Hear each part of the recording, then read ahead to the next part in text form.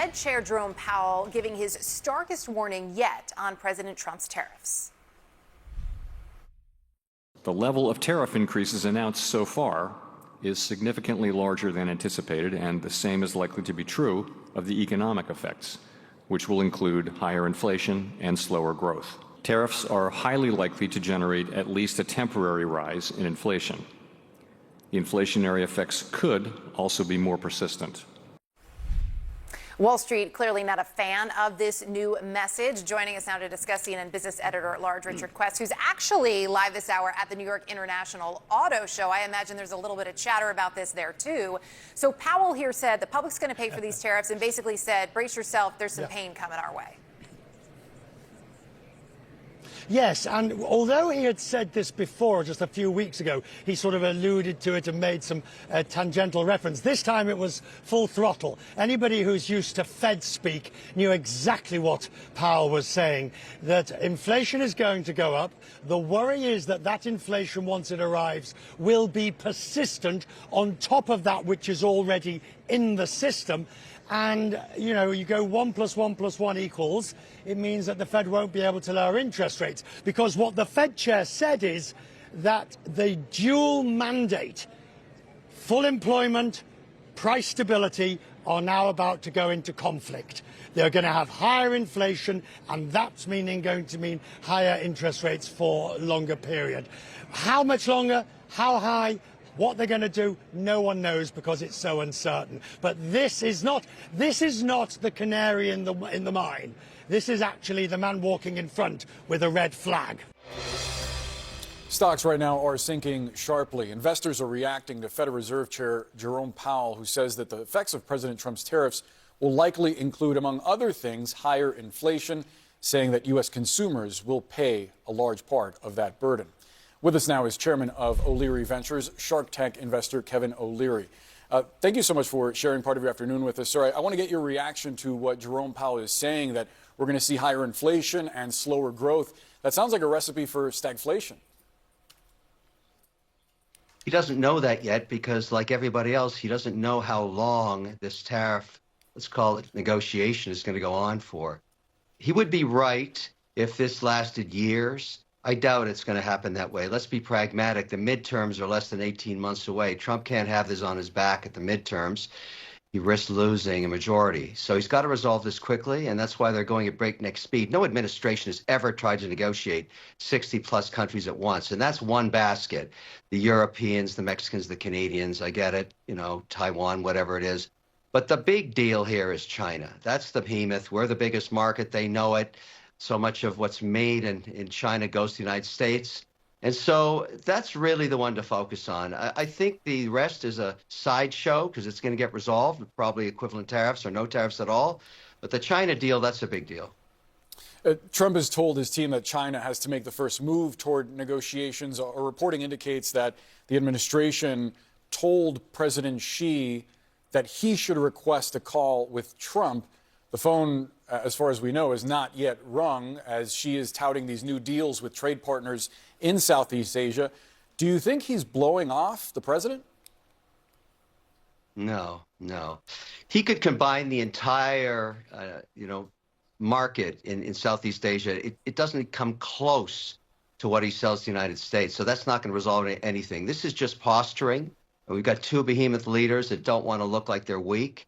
I get it. But this is a ticking time bomb. It's got to get resolved. There's no question about it. But the resolution with China is not just about trade. We now have at the table, and there's plenty of people talking about this on the Hill, we got to resolve this IP theft thing. They're just stealing too much IP. So much of the industry that's been developed in China is based on the back of American software or American IP. And this thing has got to get resolved. So it's two discussions going on at once. I think it's going to happen within 10 days. I'm guessing like everybody else, but I believe that these two will be talking soon. They're going to have to. To your point about IP theft, it's been going on for so long that some in American leadership and in American business have argued that it's part of the culture of doing business with China. And I wonder, as someone who does business with China, if you think something needs to change in Beijing in order for them to give up their pursuit of U.S. IP, essentially stealing American intellectual property? Yes, I can answer it with one word: consequences. That's what has to happen. We haven't done anything. There's been no consequences for the IP theft for over 20 years since China joined the WTO in the year 2000. Thousands and thousands of complaints, zero consequences. Other administrations in the past have allowed this to go on unanswered. It's got to stop now because we're really in an economic war with China, and it's a fair competition if it's a level playing field. We're not allowed to litigate in their courts. We have no say through the WTO in how to actually bring these complaints forward to resolution, and yet they continue to cheat and to steal and to rip off American ingenuity. Entrepreneurship gets hurt, generally at around 5 million in sales. I've documented this now for over a week. Brought it to the Hill, gave examples to Congress and the Senate, what's wrong here. And I'm really thankful on behalf of the millions of American entrepreneurs whose products have been stolen, ripped off, and then knocked off in China and sold back into the U.S. market at 30 to 40% discount. It has to end. And now's the time to deal with it. If Xi wants a deal on trade and they want to tone this whole thing down, he's got to address the IP theft. It's got to stop. It hasn't seemed from their latest moves that the Chinese are eager to do that. And in fact, they've blocked U.S. access to rare earth minerals. Also, there was this announcement of a block of Boeing deliveries to Chinese airlines.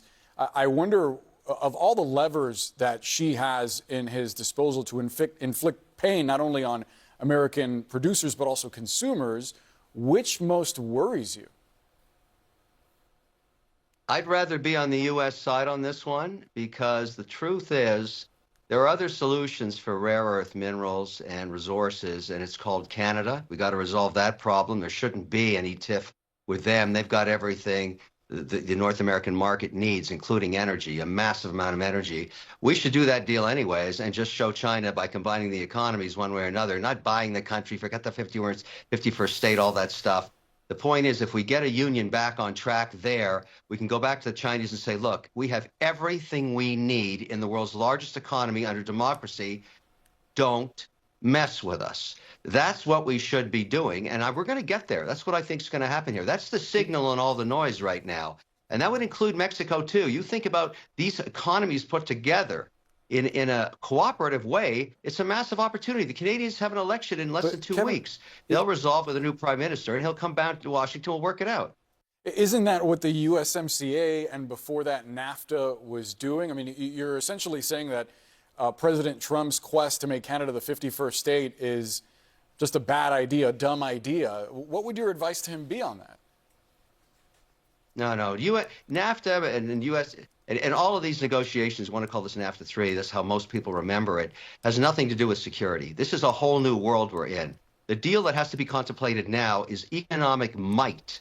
That's what matters. And that may involve a common currency, just like the EU has, a passport system, that people have the ability to move freely across North America, as the indigenous populations do. Some amount of working together on central bank issues between the two countries. And it's all for the benefit of a union, a combined union. And that's where we should be discussing it because, look, I'm a realist. I'm watching what China's doing. They're not messing around. They're trying to catch up, and they're cheating and stealing to do it. We've got to show a gigantic behemoth economy that nobody can catch up to, and that would be a Canadian and U.S. union. Now, it's lost in the noise right now. There's so much rhetoric going on. But China, they got the long view. We got to get the long view, too. But meanwhile, we're the biggest. Well, when you're the biggest economy, you have strength, you have leverage, you've got the cards, and you have to squeeze heads until you get what you want. And that's what we've got to do. And squeezing heads means don't steal our IP, or there will be consequences. Now, you want to start thinking about what they could be. Economic consequences are going to Europe as well and shutting down China exports there, because that's the only way you're going to get their attention. They only understand economic strength and the stick. The stick is what they understand.